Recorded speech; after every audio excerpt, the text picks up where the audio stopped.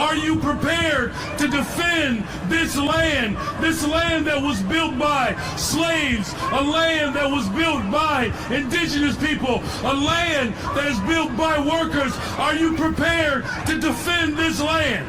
This president decides to continue to break this Constitution. That's Brandon Johnson, mayor of Chicago, playing the race card. After Trump called Brandon incompetent and announced plans to send the National Guard to Chicago, Johnson claimed the president has always been intimidated by the intellectual prowess of black men. Well, we can't read minds, but we can read data. So while Johnson talks about Trump's supposed mental state, let's talk about Chicago's actual state. 65% of Chicago residents are concerned about public safety where they live. Over Labor Day weekend alone, 50 people were shot and 8 died. Now, some point out that crime dropped in early 2025. Johnson's calling it historic lows and levels not seen in a decade. That's the same line that DC politicians used when Trump deployed forces there. And they're right. And here's the problem. Just because something improves doesn't mean it's acceptable. Chicago's murder rate has been nearly triple the national average for over a decade. In 2024, it was 3 times higher than Los Angeles and nearly 5 times higher than New York City per capita.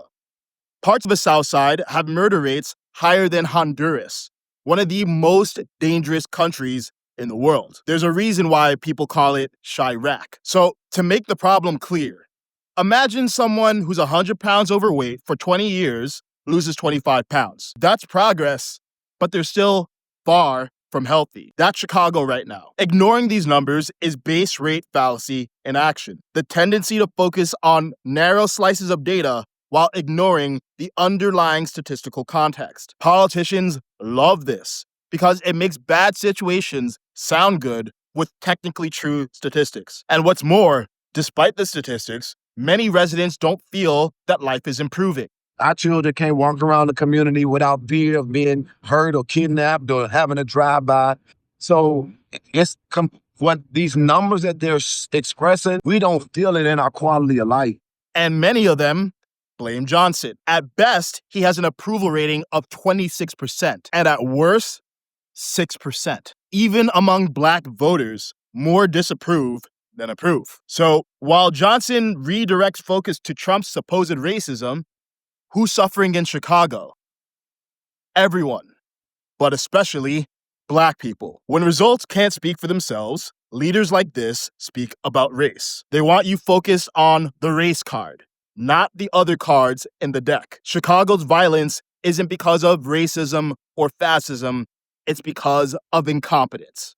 So rather than deflecting to race when you can't defend results, get better results, because that's what effective leaders do, rather than making everything about black and white. Numbers don't lie, but people lie with numbers. That's why base rate fallacy is one of the logical fallacies I cover in Clear Thinker. If you want to learn how to spot media manipulation like this, check out the free preview at clearthinkeracademy.com.